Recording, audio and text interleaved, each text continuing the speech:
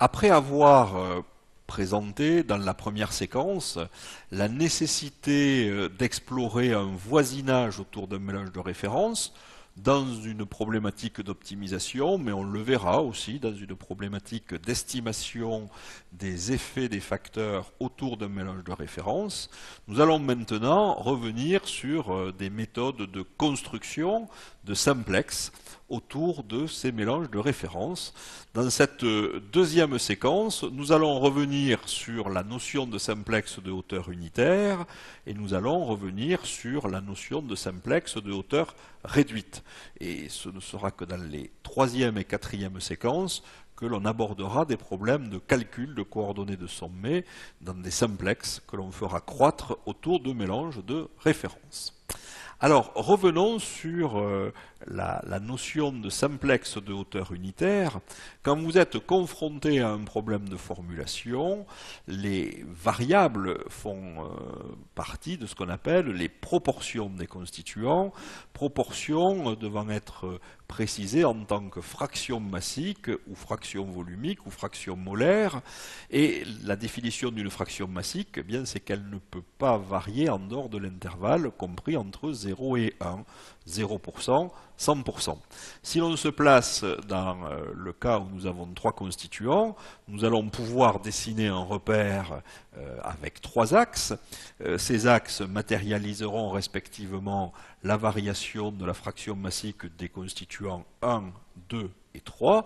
Et si on dessine les contraintes dans ce repère, bien il s'agit de plans d'équations x1 égale 0, x1 égale 1, d'équations de plan d'équations x2 égale 0, x2 égale 1, et enfin de plans d'équations respectives x3 égale 0, x3 égale 1.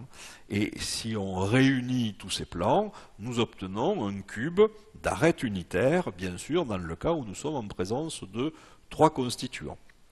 Non seulement il y a des contraintes implicites individuelles, il y a autant de contraintes qu'il y a de constituants. Implicite, c'est lié à la nature des variables, les fractions massiques, les fractions volumiques, les fractions molaires.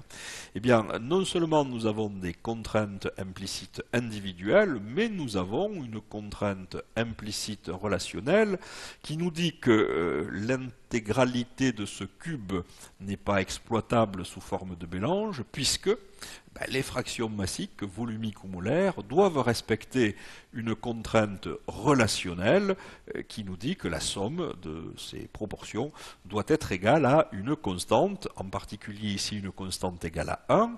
L'équation que vous voyez apparaître au bas de l'écran, c'est l'équation d'un plan. Ce plan passe par trois sommets particuliers et l'intersection de ce plan avec le cube dessine un triangle équilatéral de hauteur unitaire, triangle que l'on va s'empresser de redresser dans le plan de travail de la feuille, de façon à obtenir les représentations sous forme de diagrammes ternaires bien connus, à la fois des gens qui font des plans de mélange et à la fois aussi des gens qui utilisent des représentations triangulaires, notamment en économie. La figure que l'on vient d'obtenir s'appelle un simplex. Un simplex, c'est une figure géométrique non dégénérée qui contient un sommet de plus que la dimension de l'espace dans lequel cette figure est représentée.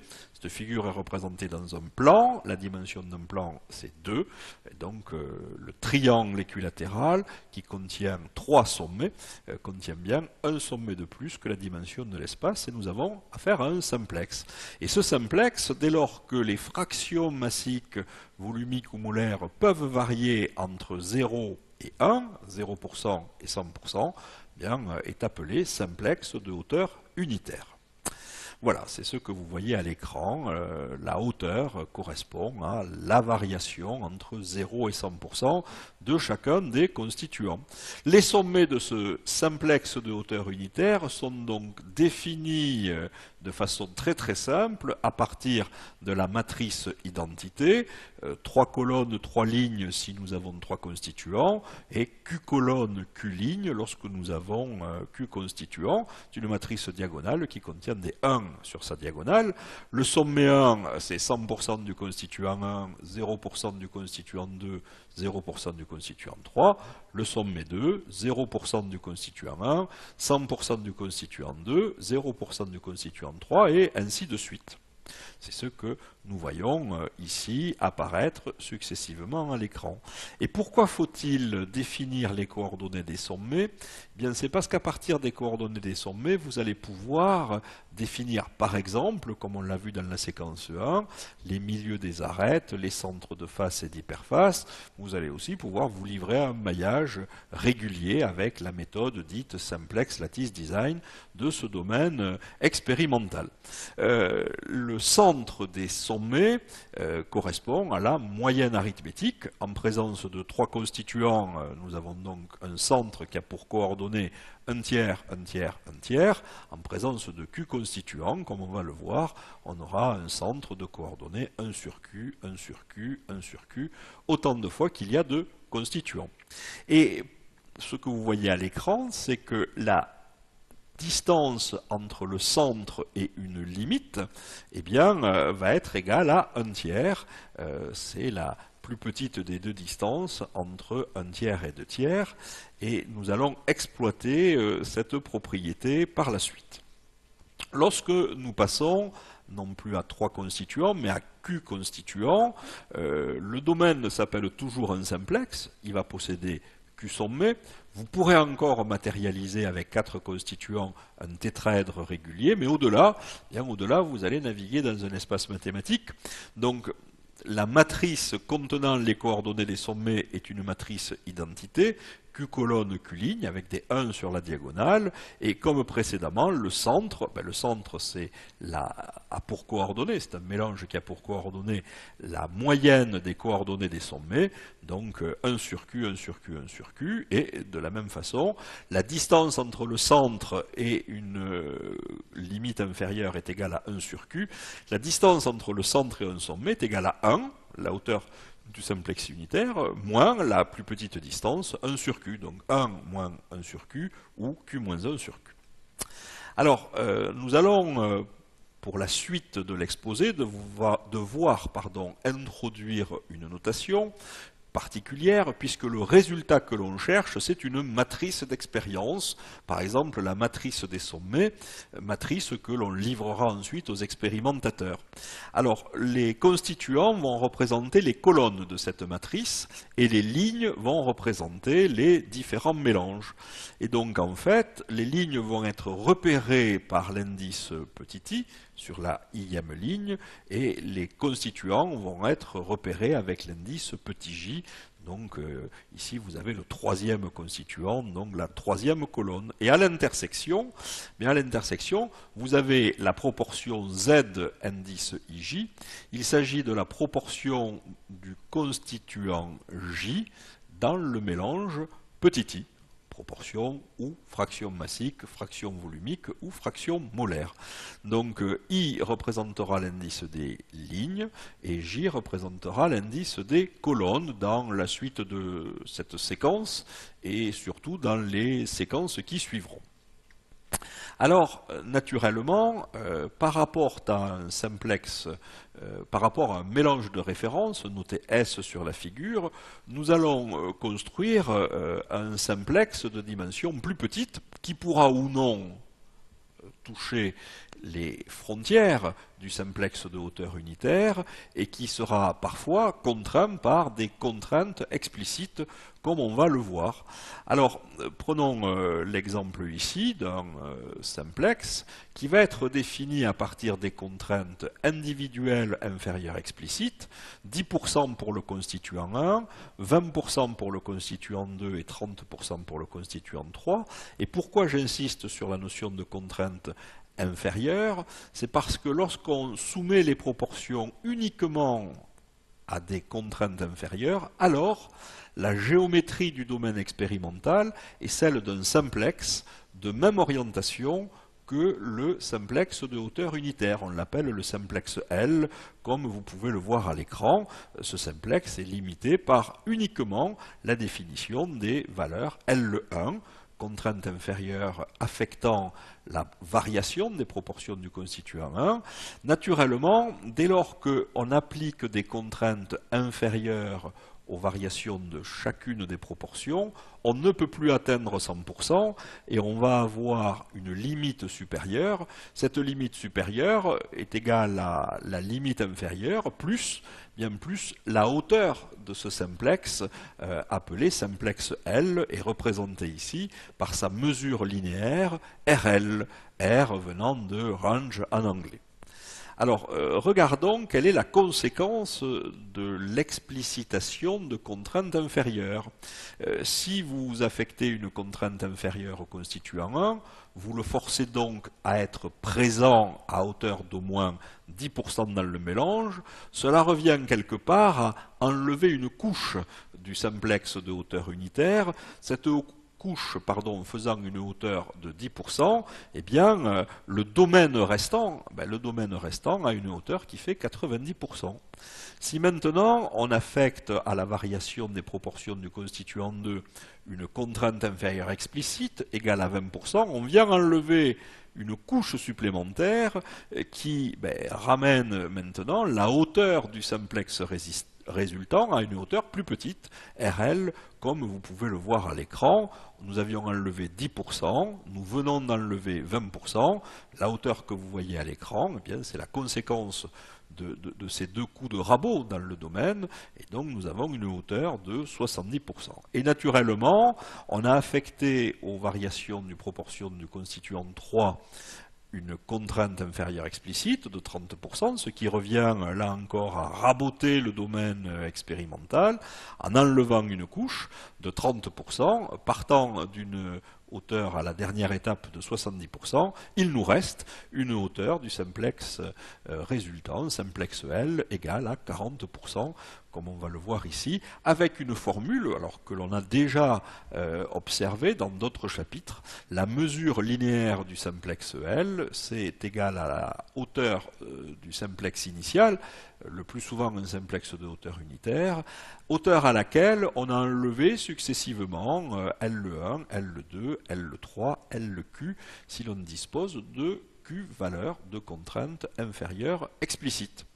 La conséquence de tout ça, c'est que le simplex qui résulte de l'application des contraintes est toujours plus petit que le simplex initial, et que ce simplex pourrait ne pas exister si sa hauteur devenait négative par le calcul. Voilà. Donc dès lors que les contraintes explicites forment une mesure linéaire strictement positive, le domaine expérimental existe et il conviendra donc de calculer les coordonnées des sommets de façon à proposer un maillage. Alors comme je vous l'ai dit, les contraintes inférieures explicites vont engendrer, on ne peut plus atteindre 100%, vont engendrer des contraintes supérieures implicites. Dès lors qu'il s'agit de contraintes implicites, c'est-à-dire qu'elles ne sont pas explicitées par les utilisateurs, on les note avec une petite étoile en exposant, et c'est ainsi que U étoile J va être égal à LJ plus la hauteur du simplex L, RL. U étoile J, c'est la contrainte supérieure implicite associée à la variation du constituant J, c'est égal à la contrainte inférieure explicite, L indice J, plus RL, la mesure linéaire du simplex L. Donc le simplex faisant une hauteur de 40%, si vous partez pour le constituant 1 d'une limite inférieure à 10%, vous obtenez 50% pour la limite supérieure. Pour le constituant 2, partant de 20%, en rajoutant 40%, vous arrivez à 60%. Et pour le dernier constituant, vous arrivez à 70%. Donc voilà quels sont les rappels en termes géométriques de choses qu'il convient de savoir sur un simplex de hauteur unitaire et sur un simplex de hauteur RL, de même orientation que le simplex initial. Et donc, pour pouvoir naviguer très confortablement dans l'espace industriel, il va falloir passer ponctuellement dans l'espace mathématique et trouver des relations mathématiques simples qui permettent de passer d'un espace à l'autre. C'est ce qu'on appelle l'utilisation des pseudo-constituants. Pourquoi ? Parce que dans l'espace mathématique, on saura découper, on saura caractériser très facilement ce qui varie dans un domaine de hauteur unitaire, et il faudra adapter cette variation à la hauteur de votre domaine, dans votre contexte industriel particulier, domaine de hauteur RL. Donc si je prends un constituant, par exemple le constituant 1, il varie entre 0 et 1, et soumis à des contraintes, eh bien, ce constituant ne pourra plus varier que dans l'espace L1, U1 étoile, pour définir le simplex L comme vous le voyez à l'écran. Eh bien, je vais considérer que cette variation qui va de L1 à U1 étoile, c'est équivalent à la variation d'un pseudo-constituant, Z1, qui varierait entre 0% et 100%. Voilà, donc quelque part, je vais faire une homothétie et on va trouver de façon géométrique et très simple la relation de passage entre les proportions des constituants et les valeurs des pseudo-constituants. Donc j'ai reporté ici les différentes flèches que nous avons décrites sur le transparent précédent, et on veut trouver la relation entre x, i, j. Pour le mélange I, la proportion du constituant J, c'est ça la définition du XIJ, et ZIJ, pour ce même mélange I, quelle est la proportion du pseudo-constituant petit j? Eh bien, la formule de passage est très simple, nous l'avons déjà évoqué à plusieurs reprises dans des chapitres dédiés à la construction des simplex lattice design, des simplex centroid design. De relation s'écrit Z indice IJ égale XIJ moins LJ sur RL. Alors en effet, regardez, on va travailler de façon simple, dans l'espace de gauche, la petite flèche, c'est XIJ moins LJ. Divisé par quoi? Divisé par RL, la grande flèche. Dans l'espace de droite, la petite flèche, c'est la même, c'est Z indice IJ moins 0. 0 étant l'élément neutre de l'addition, nous avons encore ZIJ. Et la grande flèche, bien, par définition, elle vaut 1, 100% moins 0. Donc à gauche du signe égal, vous avez bien ZIJ égale XIJ moins LJ divisé par RL. Et cette relation, on l'utilise souvent dans l'autre sens, elle est bijective. On va utiliser cette relation de façon à indiquer la valeur de la proportion pour le ième mélange et le jème constituant, XIJ en fonction de ZIJ. Il suffit de multiplier ZIJ par RL et de rajouter la valeur de la contrainte inférieure explicite affectant la variation du constituant J. Donc on va avoir à plusieurs reprises besoin de cette équation. Pourquoi? Parce qu'on sera toujours maillé un domaine de hauteur unitaire et il faudra adapter ce maillage à un domaine industriel, local, de hauteur RL. Voilà, donc c'est ce que vous voyez à l'écran. Dès lors qu'on a affecté des contraintes inférieures aux variations des proportions des constituants, on peut écrire tout de suite les relations de passage. Je vous rappelle que RL était égal à 40% dans cet exemple, et à partir de ces relations de passage, on va pouvoir utiliser, par exemple, la transformation de la matrice des sommets, c'était la matrice identitaire, rappelons-le, 1, 0, 0, 0, 1, 0, 0, 0, 1, eh bien on va transformer chacun des pseudo-constituants en constituants. C'est ce que vous voyez en haut à droite de l'écran. Le sommet 1, le sommet 1 aura pour proportion 50% du constituant 1, 20% du constituant 2 et 30% du constituant 3. De même pour les sommets 2 et les sommets 3. Si l'on veut avoir les coordonnées du centre du domaine, dans l'espace de hauteur unitaire, comme nous sommes en présence de 3 constituants, c'est 1 tiers, 1 tiers, 1 tiers.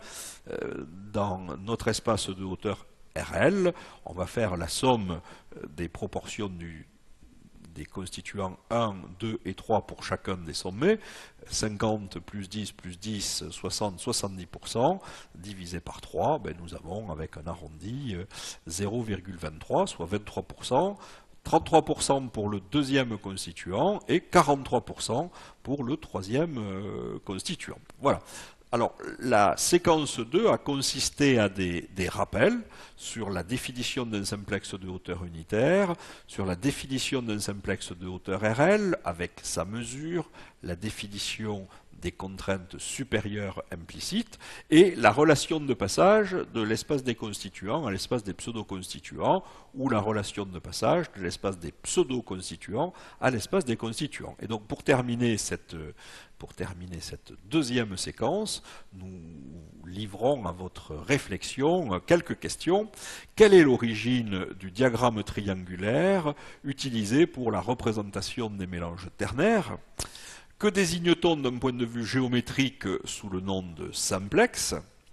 Comment peut-on définir la hauteur d'un simplex résultant de l'application de contraintes individuelles inférieures explicites à la variation des proportions des constituants?